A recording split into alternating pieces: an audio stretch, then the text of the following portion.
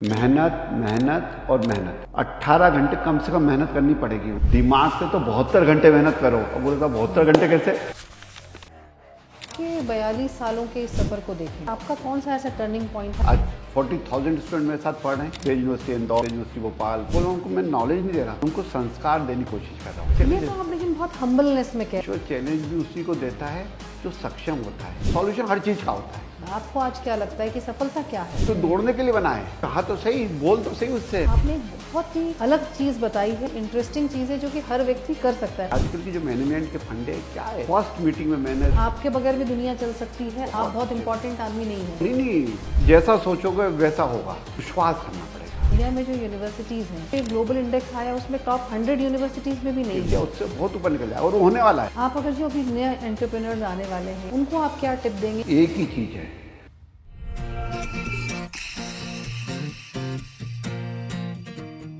सफल हम सभी होना चाहते हैं, फिर चाहे वो पढ़ाई हो, नौकरी हो, व्यवसाय हो या फिर हमारी ज़िंदगी के रिश्ते हों। और सफलता के साथ हम तरक्की और खुशी भी चाहते हैं। लेकिन दुनिया में जितने भी लोग सफल हैं, उन सभी की अपनी सफलता की कहानियाँ हैं, उनके अपने अनुभव हैं और यहाँ तक कि सफलता की अपनी अपनी उनकी अलग परिभाषाएं भी हैं। आज यूजेड के पॉडकास्ट में हम जिस मेहमान से मिलने वाले हैं, उन्होंने अपनी सफलता की नई परिभाषा गढ़ी है अपनी मेहनत और अपनी डेडिकेशन से। So let's welcome central India's biggest name, Sanjeev Agarwal. Welcome to unscripted Zindagi with Kirti podcast. Sanjeev ji, कैसा थैंक लग यू रहा है कीर्ति आपको? जी। मतलब एक अलग खुशनुमा माहौल और आपसे मिलके तो मजा आ जाता है। बिल्कुल, आज हम लोगों को भी मज़ा आने वाला है क्योंकि आपकी जो एक इंस्पिरेशनल जर्नी है, वो जब हम सुनेंगे तो हम भी बहुत कुछ सीखेंगे और हमारे देखने वाले व्यूअर्स भी उससे कुछ सीखेंगे। इंस्पिरेशन जर्नी हर एक की होती है।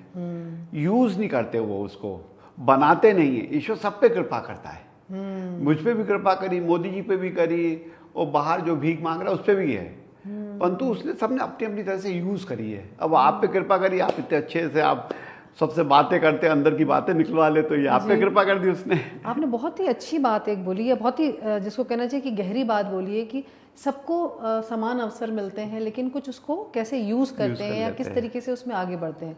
अगर आपके 42 सालों के इस सफ़र को देखें तो आपको क्या लगता है कि आपका कौन सा ऐसा टर्निंग पॉइंट था जहां आपको समझ में आया कि आप इंजीनियरिंग करने के लिए नहीं आपका जन्म हुआ है, आपको एक एम्पायर खड़ा करना है? देखिए, 42 साल का तो मेरा प्रोफेशनल जर्नी है। जब से मैंने काम शुरू करा, उससे पहले भी 18 साल जिंदा रहा। तो वो जर्नी यहाँ पर काम आई। वो हर चीज, मैं बचपन से ही मेरे को एक शौक था कुछ कर दिखाने का। थोड़ा बोलते हैं जुनूनी आदमी, वैसा था। मैं जो भी करता था खूब करता था, मन से करते थे। मन से करता था, तन से करता था, बुद्धि से करता था, ईश्वर की कृपा से करता था। चारों चीजों से करता था मैं हर चीज। बचपन से मेरे को जब भी बोलते तू खेलता है तो बहुत खेलता है, दौड़ता है तो दौड़ता है, पढ़ता है तो पढ़ता है, वही मुझे यहाँ पर सफलता दिला रही है। मैंने रियल एस्टेट का काम करा, बहुत अच्छे लेवल पे करा। पूरे एमपी में बहुत अच्छा पोजीशन पे आ गए हम। भोपाल के सबसे अच्छे बिल्डर कहला रहे हैं। हम एजुकेशन में आए। आज 40,000 स्टूडेंट मेरे साथ पढ़ रहे हैं। Says university Indore, says university Bhopal, says international school, SIIT पुराने इंजीनियरिंग कॉलेज, सब मिला के। और वो पढ़ रहे हैं। मतलब मैं बोल रहा हूँ उनको मैं नॉलेज नहीं दे रहा, मैं उनको संस्कार देने की कोशिश कर रहा हूँ। तो खूब अच्छे से, अभी जैसे मैं अभी पिछली बैठक में मैंने AI को लेके बोला, मैंने हर एक को AI से रिलेट करो। आने वाला समय हुआ, प्रॉम्प्ट इंजीनियरिंग लेके आओ। इंफ्रा का काम कर रहा हूँ, ऑल ओवर इंडिया में काम कर रहे हैं हम। इलेक्ट्रिकल इंफ्रा का काम कर रहे हैं हम। अभी हमने भोपाल में अपोलो सेज हॉस्पिटल डाला। आई फील प्राउड कि मैंने भोपाल वालों को बहुत सुंदर सौगात दी, क्योंकि दिया समाज ने था, उसको लौटा दिया एक बहुत अच्छे हॉस्पिटल के रूप में। लेकिन इसकी शुरुआत कहाँ से हुई? आपको क्या लगता है कि आपने कोई ऐसा टर्निंग पॉइंट तो जब आता है लाइफ में, या तो कहीं से आप इंस्पायर होते हैं, या पहला वेंचर आपका क्या था? हालांकि आज तो आप बहुत अलग अलग सेक्टर्स में काम कर रहे हैं और अब तो रिन्यूएबल एनर्जी और हॉस्पिटैलिटी में भी आप लोग कदम रखने वाले हैं, बट पहला सेक्टर कौन सा था जब आपने शुरू किया, और किस सोच के साथ शुरू किया हुआ, और क्या मुश्किलों के साथ शुरू किया?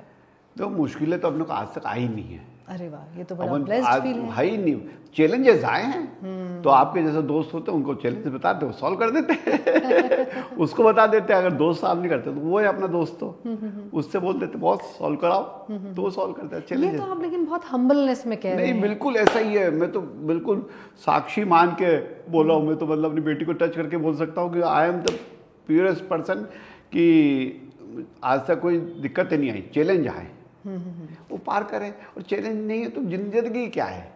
कैसे चैलेंजेस आए हैं आप? नगर निगम वालों ने तोड़ दिया, इनकम टैक्स का छापा पड़ गया अच्छा। बेमतलब कोई नोटिस आ गया लंबा सा, ये चैलेंजेस है।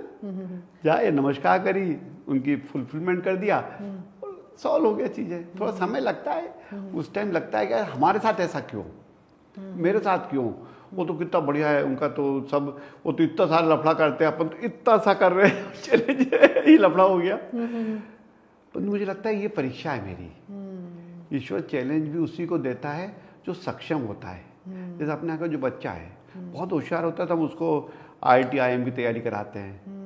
थोड़ा मिडिल क्लास होता है तो भैया चल प्राइवेट हो जाए, थोड़ा गधा होता है भैया ले दुकान खोल ले बैठ जाए इसमें। तो अगर मुझे कुछ चैलेंज दे रहा है तो ईश्वर मेरी परीक्षा ले रहा है, तो मुझे और अच्छे से करना चाहिए और सुगुण रूप से जाकर लग जाना चाहिए। और सॉल्यूशन हर चीज़ का होता है, थोड़ा सा पेशेंस, थोड़ा सा पेशेंस, दोनों कर लो तो चीज़ें सॉल्व हो जाती है। सफलता आपके लिए क्या है? हालांकि आप ये जो कह रहे हैं कि आपको बहुत मुश्किलें नहीं आई, आपको ईश्वर ने आपका हमेशा चैलेंज साथ आए। दिया, सही वक्त पर सही सोच आपकी रही, सही डायरेक्शन में आप आगे बढ़े, लेकिन फिर भी सफलता, आज आप जिस जगह पर हैं, आपको आज क्या लगता है कि सफलता क्या है? सफलता एक ही चीज़ है, वो सफलता माइंडसेट है। सफलता मन से होती है, सफलता माइंड से होती है। तो मैं तो सफलता हूँ ना, मैं तो पैदा ही सफल व्यक्ति हुआ हूँ। मैं हर क्षण रोज सुबह उठता हूँ तो सफल हो गया, ईश्वर ने पैदा कर दिया, जिंदा कर दिया। सुबह उठे तो हम जिंदा हो गए, कितनी बड़ी बात बिल्कुल है। ठीक बात। नहीं तो कितने सारे लोग हैं, सोते ही रह जाते हैं। तो सफल हो गए हम। ईश्वर ने बुद्धि दे दी, कॉन्शियस माइंड दे दिया है, इतनी अच्छी बीवी दे दी, इतने अच्छे बच्चे दे दिए जो मुझे साथ इतना प्यार करते हैं। लेकिन लोग सफलता को जोड़ते हैं पहचान से, पैसे से। हालांकि आपके पास ये सब है, शायद इस वजह से आप ये बात कह पा रहे हैं, या आम व्यक्ति के लिए अगर कहें तो उनके लिए आप क्या कहेंगे? मैं तो एक ही बात कहूँगा साहब, शांत रह लो, आनंद में रह लो, सच्चित आनंद, ऐसा आनंद जो सत्य के साथ चित्त बनाए वाले आनंद में रह लो। मोदी जी आज बहुत सफल हैं, अपन मानते हैं, पूरे वर्ल्ड में उनका नाम है। एक टाइम पे इंदिरा गांधी थी, जवाहरलाल नेहरू थे। जब जवाहरलाल नेहरू गए थे तो बोलते थे अब तो मतलब देश ही खत्म हो जाएगा, अब तो जिन्होंने देश बनाया था वो खत्म हो गया। इंदिरा गांधी थी, आयरन लेडी, ये खत्म हो जाएगा। क्या हुआ? कुछ नहीं हुआ, और ज़्यादा अच्छा चल गया। अभी मोदी जी कितना अच्छा नेतृत्व थे, क्या बढ़िया काम कर रहे हैं। क्या मोदी जी नहीं रहेंगे तो क्या हमारा देश और अच्छा चलेगा? तो सफलता तो हमें को फीलिंग है। आप मतलब कैसे अपने फील हो आप रहे को हो? आप इम्पोर्टेंस अपने आप को दो, क्योंकि ऐसा नहीं कि आप अगर सफल हैं, आपके बगैर भी दुनिया चल सकती है, आप बहुत अच्छे से। इम्पोर्टेंट आदमी नहीं हो। नहीं, ये I नहीं, think हम है। नहीं जी। सबसे ज्यादा इंपॉर्टेंट दुनिया का मैं ही आदमी हूँ, ये समझ लेना। अच्छा। क्योंकि मैं हूँ और मैं तो अपने आप को सफल मानता हूँ ना। अब दूसरों की नज़र में नहीं हूँ, कंपैरेटिव में नहीं हूँ, दैट इज डिफरेंट थिंग। तो मैं I feel my proud myself. ईश्वर ने मुझे इतना अच्छा शरीर दिया, इतना अच्छा मन दिया, इतनी अच्छी बुद्धि दी, इतने अच्छे मेरे को 4 देवियाँ दी, माँ, बीवी और 2 बिटिया। तो मैं सफल तो हुई, क्यों नहीं होऊंगा? तो बेस्ट हूँ मैं। तो ये आई थिंक है जो कि अपने ऊपर विश्वास, अपने ऊपर, अपने आप पर बिलीव करना, अपने आप से प्यार करना, आई थिंक ये एक बहुत ही यही सफलता फंडामेंटल है चीज साहब, है। माइंड सेट है। कीर्ति जी, मैं तो हमेशा सबको कहता हूँ, जैसा सोचोगे वैसा होगा। सोच के तो देखो, चाह के तो देखो, मांग के तो देखो, देने के लिए बैठा हुआ है। हम बोलते ही नहीं, चाहते ही नहीं है, और मैं तो इसमें दौड़ ही नहीं पाऊंगा। अरे दौड़ तो सही, तो दौड़ने के लिए बना है। तू चाह तो सही, बोल तो सही उससे, वो तो देने के लिए बैठा हुआ है। वो तो हमारा बड़ा पिता है साहब, सबसे बड़ा पिता है। जैसे हम अपने पिता से बचपन जीत करके मांग लेते थे, जैसे मांग लो उससे, वो दे देगा। मांग लो। अगर आपके वेंचर्स पर आए हम, तो सेज यूनिवर्सिटी जो आपकी है वो आई थिंक नेक A+ जो मिला है, वो आई थिंक इंडिया की सबसे युवा यूनिवर्सिटी है जिसको इतने कम समय सब में पता कर मिला लिया है। हमने। तो वो इतनी जल्दी ये उपलब्धि कीर्ति कैसे जी, आपको लगता है? सोच थी। मैंने पहले दिन जब खोला 2017 में यूनिवर्सिटी चालू करी, फर्स्ट मीटिंग में मैंने सब, जब उस टाइम तो ज़्यादा लोग नहीं, तो यूनिवर्सिटी उस टाइम मेरे पास थे 200-250 लोग थे। मैंने देखो अब यूनिवर्सिटी खोली है, बेस्ट करके दिखाना है, क्या हो सकता है बेस्ट में। बोले साहब यूनिवर्सिटी को रैंकिंग बहुत इंपॉर्टेंट है। कौन सी रैंकिंग? जो कहीं कहीं खरीद लो लाख 2 लाख रुपए देके वाली रैंकिंग? बोले नहीं सर ये गवर्नमेंट की नेक की रैंकिंग होती है जो सबसे इंपॉर्टेंट होती है। तो मैंने उसके लिए क्या करना है? बोले ये चाहिए ऐसा से। मैंने बोला ये अब आपने जो बता रहे हो ये सब जो नॉर्म्स है वो फुलफिल करो। ये मैंने बोला मिनिमम नॉर्म्स है। इसके ऊपर क्या है? बोले सर इसके ऊपर IQAC की रैंकिंग होती है, इंटरनेशनल रैंकिंग में, उसके नॉर्म्स क्या है? वो नॉर्म्स लिख लिया है। नेक के नॉर्म्स क्या हो गए? IQAC के नॉर्म्स। अब मैंने अपने नॉर्म सुनाओ, ये तो मिनिमम वाले हैं, हमें इनसे बहुत ऊपर करना है। मतलब ये आके मजबूर हो जाए हमें देने के लिए। तो बस वो डिसाइड करा और करने लग गए। ईश्वर की कृपा थी कि सेंट्रल इंडिया की पहली प्राइवेट नेक A+ यूनिवर्सिटी बन गई। इंडिया की पूरी हमारी यंगेस्ट यूनिवर्सिटी बन गई 6 साल के अंदर बनना। तो कोशिश करनी पड़ती है दिल से, दिमाग से, सफलता मिलती ही मिलती है। लेकिन फिर भी आप कहें, अगर आज हम इंडिया की बात करें तो इंडिया में जो यूनिवर्सिटीज़ हैं और जो विदेशों की यूनिवर्सिटीज़ हैं उनके कंपैरिजन में हम अभी जो ये ग्लोबल इंडेक्स आया उसमें टॉप 100 यूनिवर्सिटीज़ में भी नहीं है। जी सब भ्रम है ये। अच्छा। हाँ मैं तो ओपनली, आप मेरे से डिबेट करा दो, जबकि IIT हार्वर्ड दिल्ली ऑक्सफोर्ड वालों से डिबेट करा दो, मेरी बिटिया वहां से पढ़ी हुई है उनसे डिबेट क्या ऐसा वो 100 200 500 साल पुरानी है। उनकी जो बड़ी बड़ी यूनिवर्सिटी की इकोनॉमी अपने देश की इकोनॉमी के बराबर की इकोनॉमी होती है, छोटी छोटी कंट्री की इकोनॉमी के बराबर की इकोनॉमियाँ होती हैं साहब उनकी। इतना पैसा है उनके पास में, तो हम भी हो जाएंगे साहब। परंतु हमारे वहाँ के 70% प्रोफेसर अपने यहाँ के इंडियंस है। वहाँ के 20-25% बच्चे अपने यहाँ से इंडिया के जाके पढ़ते हैं। हाँ ऑलमोस्ट बेस्ट माइंड चले आते हैं। मेरी दोनों बेटियां बाहर चली गई PG करने।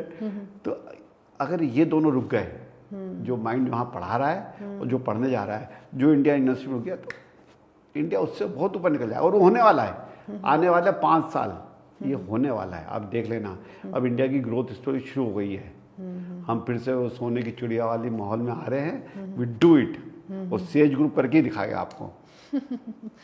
आप जो युवा लोग हैं, आपने तो कहा आपकी जर्नी आपकी अपनी है, आपने अपनी सफलता की परिभाषाएं भी खुद लिखी हैं, और कई बार आपको, जैसे जब कई इंटरव्यूज़ आपके देखे, आपसे जनरल बातचीत भी होती है, तो लगता है आप गीता से और श्री कृष्ण से बहुत प्रभावित हैं। देखिए साहब, मैं तो ईश्वर ने जितने वेद बनाए हैं, जितने पुराण पढ़ाए हैं, गीता जी बनाई हैं, भागवत पुराण, ये सबसे मैंने बहुत इंस्पायर हूँ। मैं तो मतलब जीता ही वही हूँ, रोज रात को बिना पढ़े सोता ही नहीं हूँ। वेद पुराण विश्वास है, और हम उन पे विश्वास नहीं करें, किस पे विश्वास करेंगे? तो श्री कृष्ण की तो जो आजकल की जो मैनेजमेंट के फंडे क्या है, सब गीता जी से चुराए हुए हैं, सब उन्होंने दिए हुए हैं, उसको अलग तरह से इलोबरेट करके बता दिया गया है। मैं तो बोलता हूँ ना, मुझे अभी भी कोई दिक्कत आती है, मैं तो गीता जी खोलता हूँ, उस पर सामने चैलेंज रहता है कि ये चैलेंज का ये आंसर है, सॉल्यूशन मिल जाता है। विश्वास करना पड़ेगा। जैसे हम बोलते हैं हमारे गुरुजनों की बात तो विश्वास कर लो, हमारे पेरेंट की बात तो विश्वास करो। जैसे हम माँ ने बताया था ना, ये तेरा पिता, हमने विश्वास करा ना, ऐसे विश्वास कर लो। हमारे धर्म ग्रंथों पर विश्वास कर लो कि श्री कृष्ण ने गोवर्धन पर्वत 9 साल का था, टीची उंगली उठा लिया था। लॉजिक कहेगा कोई? नहीं कहता। मतलब विश्वास करते ना, क्यों? क्योंकि हमारे धर्म ग्रंथों ने कहा है, हमारे गुरुजनों का है, हमारे पूर्वजों ने हमें बताया है। तो ऐसे विश्वास कर लो तो जीत जाओगे। बहुत आसान है साहब, एक सोच बदलनी है। अभी आपने ये, मतलब आप इतनी खूबसूरत बात कर रहे हैं, लेकिन इस बात को दूसरी तरफ मोड़ने का मन नहीं कर रहा, लेकिन फिर भी करना पड़ेगा। आपके जो बिजनेस है उस पर आना पड़ेगा। अभी आपने recently I think 1450 crore something का कुछ इन्वेस्टमेंट की बात की है रिन्यूएबल एनर्जी और हॉस्पिटैलिटी में। आपको क्या लगता है कि इस फील्ड में, ऑफ कोर्स ये बहुत ही प्रॉमिसिंग फील्ड है, और क्या आप देंगे सोसाइटी को, और क्या इसमें नया करेंगे? देखिए, ये सब मेरा जो बड़ा बेटा है, दामाद है करण, उसकी सोच है इंडस्ट्री पापा रिन्यूएबल एनर्जी। वो अमेरिका से UCLA से पढ़ के आया, वॉलमार्ट में टॉप पोजीशन पे था, मैं उसको अमेरिका से उठा के लाया। तो उसने पहले ही बोल दिया था, मैंने उसको शर्त रखी थी कि इंडिया आना है, साथ में काम करना है। उसने शर्त रखी थी, ठीक है पापा मैं आऊँगा, आपके काम के साथ में मेरी एक बड़ी इंडस्ट्री लगाऊंगा। तो भैया तू लगा ले। तो उसने बोला पापा मैं रिन्यूएबल एनर्जी, मतलब भैया रिन्यूएबल एनर्जी सबसे अच्छी फील्ड है। तो वो उसने बैटरीज का काम शुरू करा है, वो प्यूरीफाइंग वगैरह कर रहा है। आने वाला समय अब रिन्यूएबल है साहब। देश में अगर हमारा पर्यावरण बचा रहा, हमारा एनर्जीज, ग्रीन एनर्जीज आ गई तो देश हमारा पूरी धरती सस्टेन करेगी, जो नीड है। और उसमें अगर अपन छोटा सा भी योगदान दे पाए, directly indirectly, that is USP. और मेरे बड़े बेटे की इच्छा भी थी करण की, तो मैंने भैया तू कर ले। आप अगर जो अभी नए एंटरप्रेन्योर्स आने वाले हैं या जो सोचते हैं कि उन्हें कुछ करना है या जज्बा भी है, वो पैशन भी है, उनको आप क्या टिप देंगे कि उनको किस तरह से अपनी जर्नी को शुरू करना चाहिए और सस्टेन करना चाहिए? एक ही चीज़ है, मेहनत, मेहनत और मेहनत। प्यूरिटी के साथ मेहनत करो साहब, प्यूरिटी के साथ, समर्पण भाव के साथ में, दूसरों को जिताने के भाव, ईश्वर आपको अपना आप जिता देगा। सोच बदलनी पड़ेगी, कुछ देने के भाव पैदा करने पड़ेंगे, बहुत मेहनत करनी पड़ेगी साहब। 18 घंटे कम से कम मेहनत करनी पड़ेगी। वो भले कंट्रोवर्सी हो जाएगी, कोई बात नहीं। 18 घंटे फिजिकल मेहनत करनी पड़ेगी। दिमाग से तो 72 घंटे मेहनत करो। अब बोले साहब 72 घंटे कैसे? 24 ही घंटे होते हैं। कॉन्शियस माइंड 24 आवर्स, सब कॉन्शियस है 24 आवर्स, सुपर कॉन्शियस है 24 आवर्स। 72 आवर्स वर्क करो दिमाग से, 18 घंटे फिजिकली, तब जाके जीतोगे। ये देश आपके को देख रहा है और आपको देश को आगे बढ़ाना है। यू आर रिस्पॉन्सिबल, करते जाओ बस। बिल्कुल एक नया आपने नज़रिया दिया है किसी भी व्यक्ति को, क्योंकि अमूमन जब भी किसी से पूछा जाता है तो वो एक 3-4 एक लिस्ट गिना देते हैं, ऐसा करना चाहिए। लेकिन आपने एक बहुत ही अलग चीज़ बताई है और आई थिंक बहुत ही इंटरेस्टिंग चीज़ है जो कि हर व्यक्ति कर सकता है और जो खुद के बस में है। सिर्फ सोच बदलनी है, चाहना पड़ेगा साहब।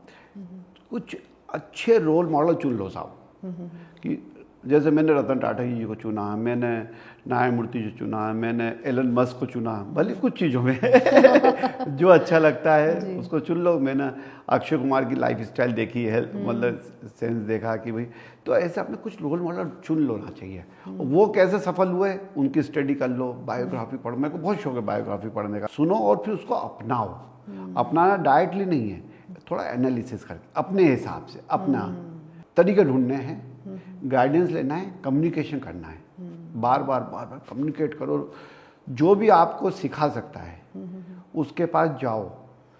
2 ही चीज़ देख लो, वो आपसे प्यार करता हो, मतलब आपके लिए पॉजिटिव हो, तभी वो सही चीज़ आपको सिखाएगा। नहीं सही तो नॉलेजेबल होना चाहिए, दूसरा प्यार करता हो। आज के टाइम में थोड़ा सा दूषित समाज हो जाता है, बहुत बार मजे लेते हैं, चलो होते थोड़ा है, इसको उल्टा समझा देता हूँ। अच्छा।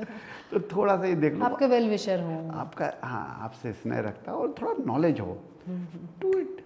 आपके इतने सारे वेंचर्स हैं, चाहे आपका रियल एस्टेट हो, आपका हॉस्पिटल है, आप हेल्थ सेक्टर है, एजुकेशन में है, इंफ्रा है, अब तो 2 और नए सेक्टर्स में आ रहे हैं।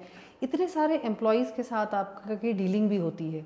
आपको क्या लगता है कि एक जो मैनेजमेंट या जो ओनर होते हैं उनका उनके एम्प्लॉय के साथ किस तरह का रिलेशनशिप होना चाहिए? कीर्ति जी, एम्प्लॉय तो कोई होता ही नहीं है, परिवार होता है। आप देखो पुराने टाइम में कितने बड़े बड़े 100 लोग परिवार में एक साथ एक घर के नीचे रहते थे, एक खाना बनता था, सब बनता था, तो वो परिवार है। आज 4000 लोगों का मेरा परिवार है डायरेक्टली, 10,000 इनडायरेक्टली जुड़े हुए हैं, 40,000 स्टूडेंट जुड़े हुए हैं, 5 लाख परिवार मेरे से जुड़ा हुआ है। तो मेरा परिवार है वो, उनसे क्या रिलेशन रखना, परिवार में तो बिंदास रहना चाहिए। लेकिन ये सोच आपको लगता है कि आज के समय में अगर हम देखें तो जो ये सोच कर ना लेगा वो पार हो जाएगा, नहीं तो वो फ्रस्ट्रेट लेके डंडा लेके घूमता रहेगा बस। हाँ, चाहे तो परिवार में ऐसा कर सकते हैं कि कुछ बच्चे बदमाश भी निकल जाते हैं, तो इसलिए संभालो वैसे ना, मान उनको लो। परोसो, उनको साथ लेके चलो, हटाना नहीं है साहब। परिवार में सब तरह के लोग होते हैं। मेरे यहाँ पर हम किसी को निकालते हैं ही नहीं, हम बोलते हैं हमारे भैया इन है, आउट ही नहीं है। सोच क्या हो, आ रहे हो तो आना, बाहर जाना अलाउ नहीं है। तो कोई जाता ही नहीं कभी हमारे relation. Sanjeev Agarwal best as a husband और एज अ फादर, और बोथ क्यों? देखिए, हस्बैंड का फर्ज है और फादर तो मतलब प्रेम है, समर्पण है। वो अब दोनों देते हैं। वो मेरी देवियाँ है। मैं आपको, मेरी माँ, बीबी और 2 बिटियाँ। हाँ, ये आपसे अक्सर सुना है। ये 4 देवी है मेरी, जिनको दिल से चाहता हूँ। क्या सफलता सब कुछ है? सफलता नहीं है, आनंद सब कुछ है, सच्चित आनंद। सफल असफलता तो ईश्वर की देन है, आपके प्रारब्ध है। आनंद मेन है, सच्चित आनंद। हमारा ग्रुप का सब टाइटल ये, bringing happiness to the society. Happiness लाना है, वही है, आनंद है। अभी आपको ऐसा क्या चीज़ ऐसी लगती है या क्या ऐसा पड़ाव लगता है अपनी लाइफ का कि जो आपको लगता है कि अभी तक आपने अचीव नहीं किया है? अभी तो शुरुआत हुई है ज़िंदगी की साहब। अभी तो जस्ट ए बिगनिंग है। अभी तो छोटा बच्चा हूँ 60 साल का। अभी तो बहुत खेलना है। अभी तो बहुत खेलना है। और क्या ऐसा कोई रिग्रेट है आपकी लाइफ का अभी तक जो जिसके लिए चाहे वो अनजाने में हुआ हो या जानबूझकर हुआ और आज तक आपको उसका पछतावा हो? नहीं है, ऐसा कोई रिग्रेट? बिल्कुल भी नहीं है। हमारे बाबा कहते हैं अगर हो तो उसी टाइम उसको सॉल्यूशन पे ले आओ, माफ़ी मांग लो। हमारे शिवानंद बाबा ने मुझे संजीवनी स्वामी जी की दीक्षा दी है।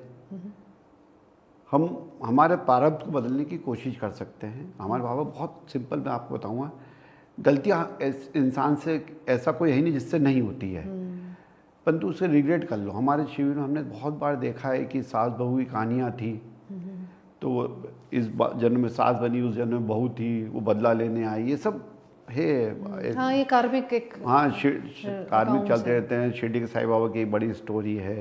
क्या कहानी है उनकी? शिरडी के साईं बाबा की एक स्टोरी चलती है, उनकी बुकलेट मैंने पढ़ी थी कि एक बार बाबा बैठे हुए थे, अपने शिष्यों से बात कर रहे थे। एक पीछे से बड़ा सा नाक के फूंकाड़ने की आवाज़ आई, तो सबने देखा, तो बोले एक क्या बोलते हैं, मेंढक को वो सांप खा रहा है, बड़ा सा मुँह फाड़ के खा रहा है। तो बाबा पलटे, बोलते राम भरोसा अब तो छोड़ दे। तो आप बोलते सब शिष्यों ने देखा कि वो सांप ने छोड़ दिया उसको। सांप, तो आप सोचो सांप आज मेंढक को खाते हुए सांप छोड़ सकता है? बाबा, उनकी बुक से मेरे जी मालूम है, हमारे बाबा ने सुनाई थी, शिरडी साईं बाबा की कहानी है। छोड़ दिया उन्होंने और फिर चले गया। तो सब शिष्य बोले क्या है बाबा, ये राम भरोसा कौन है? बोले बच्चों, ये बोले ये दोनों दोस्त थे बहुत अच्छे, एक जन्म में दोनों साथ में धंधा करा, एक ने दूसरे धोखा दे दिया, तो एक ने फांसी लगा ली, एक दोस्त ने, और बदला लेने के लिए अगले जन्म में सांप बना और उसने उसको डसा, अगले जन्म में वो सांप बना, उसने उसको डसा। तो ये चल रहा था। जब संत की वाणी होती है तो चीज़ें खत्म हो जाती है। अब दोनों अपना फिर प्रारंभ में जिएंगे। यही ईश्वर है, यही कार्मिक हमारे साथ भी होता है।